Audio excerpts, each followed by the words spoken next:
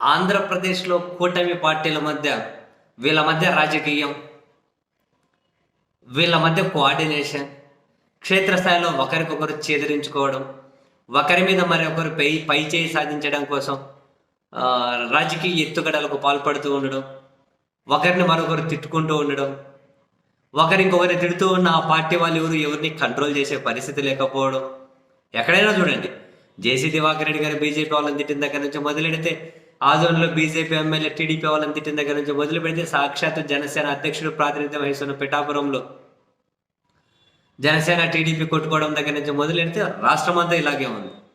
ఎవరు ఇంకొకరిని తిడుతూ ఉన్నా ఎవరిని కంట్రోల్ చేస్తలేదు. ఇవన్నీ పరిశీలిస్తే మనకు ఎవరికైనా కలిగే ఇమ్మీడియట్గా నెక్స్ట్ సందేహం ఏంటి అంటే, ఈ కూటమి పెటాకులు ఎప్పుడవుతుంది అని. ఇవి అన్నీ పరిశీలిస్తే వీళ్ళు ఈ కూటమి పెటాకులు అవ్వడానికి ముహూర్తాన్ని ఎప్పుడు సెట్ చేసుకుంటున్నారు, ఎప్పుడు ఆ ముహూర్తము అని. ఎందుకంటే వీళ్ళు ఖచ్చితంగా ఈ కూటమిలాగే ఉంటుంది వచ్చే ఎన్నికల వరకు అని ఏ కోశాన చూసినా కూడా ఆ ఏ మాత్రము కూడా అనిపించడం లేదు నాకైతే. సీరియస్లీ ఏ కోశాన చూసినా కూడా అనిపించడం లేదు. వీళ్ళకు హాయ్ అని చెప్పుకోవడం, మళ్ళీ చిచి తుదు అనుకోవడం మామూలే.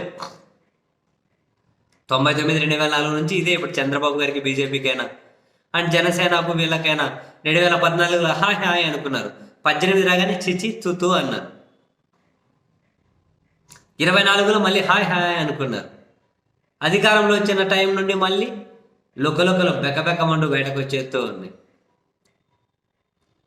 ఎక్కడే కూడా కోఆర్డినేషన్ లేదు, సమన్వయం లేదు. చంద్రబాబు నాయుడు గారిని ఢిల్లీ బీజేపీ పెద్దలు నమ్మరు. మరి ఎందుకున్నారు అంటే అవసరం. చంద్రబాబు నాయుడు గారు ఢిల్లీ బీజేపీ పెద్దలను అనుమానిస్తారు. మరి ఎందుకున్నారు అంటే అవసరం.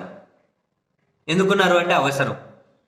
టీడీపీ వాళ్ళకేమీ జనసేన అంటే ఏం కాన్సర్న్ లేదు, వాళ్ళ మీద ఏమీ ప్రేమ లేదు, వాళ్ళు బలపడకూడదనే కోరుకుంటారు. మరి ఎందుకు కలుస్తున్నారు అంటే అవసరం. జనసేనకు తెలుసు టీడీపీ మనల్ని ఇప్పుడు అవసరం అన్నాం కాబట్టి పొగుడుతున్నారు, బ్రహ్మాండంగా వాడుకుంటున్నారు. అవసరం తీరిందంటే మనం కనుక బలహీనమైతే ఇసిరి అవతలు పడేస్తారు అని. మరి ఎందుకు కలిసి ఉన్నారు అంటే అవసరం. అవసరం ఢిల్లీలో బీజేపీకి అవసరం కాబట్టి చంద్రబాబు గారి మీద. సో చంద్రబాబు గారిని వాళ్ళు నమ్మే పరిస్థితి లేదు. అందుకని చెప్పి చిన్న చిత్తగా పార్టీలను వాళ్ళు మళ్ళీ ఎన్డీఏ కూటమిలోకి ఆహ్వానిస్తూ ఉన్నారు.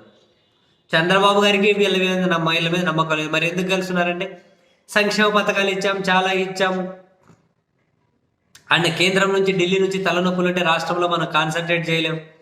ఇక్కడ మన టార్గెట్ వైసీపీ. దానికి ఏదో ఢిల్లీ బీజేపీ కాసింత సహకరించుకుంటూ వెళ్తే రాష్ట్రంలో రాజకీయంగా కాసింత ప్రత్యర్థిని వీక్ చేసి మనం బలపడి ఇచ్చిన సంక్షేమ పథకాలు కొన్నెన్న అమలు చేయాలంటే ఢిల్లీ మద్దతు కావాలి. ఆయన అవసరం ఆయనకు. జనసేనకి ఏమైందంటే వాళ్ళు ఒంటరిగా ఏం చేయలేరు, వాళ్ళ అధ్యక్షుడు కానీ గెలవలేరు. సో కాసింత బలపడే అంతవరకు కనుక టీడీపీ అండ కావాలి, అవసరం ఉంది. సో ఆయన ఇండివిజువల్గా బలపడుకుంటూ పోయే ప్రయత్నాలు చేస్తూ ఉన్నారు. అట్లా టీడీపీని అట్లా ఓ పక్కన పెట్టుకొని బీజేపీని వెనకలు పెట్టుకొని చూడండి, ఎవరి అవసరం అన్ని స్వార్థపూరితమైన అవసరాలే.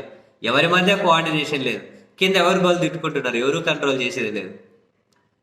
వీళ్ళకి పైన నమ్మకం లేదు, కింద నమ్మకం లేదు. ఏ కోశం చూసినా ఇది పెటాకులు అయ్యేదే లేదు. కంటిన్యూ అయింది అనుకోండి, నెక్స్ట్ ఎన్నికలకు బీజేపీ జనసేన మినిమం 60 సీట్లు అడుగుతారు. అట్లనే టీడీపీ బలహీనపడ్డట్లే. రకరకాల ఈక్వేషన్స్. సో ఈ కూటమి కలిసి ఉంటుంది అనే సంకేతాలు అయితే కనిపించట్లేదు. పెటాకులకు ముహూర్తం ఎప్పుడో తెలియదు మరి.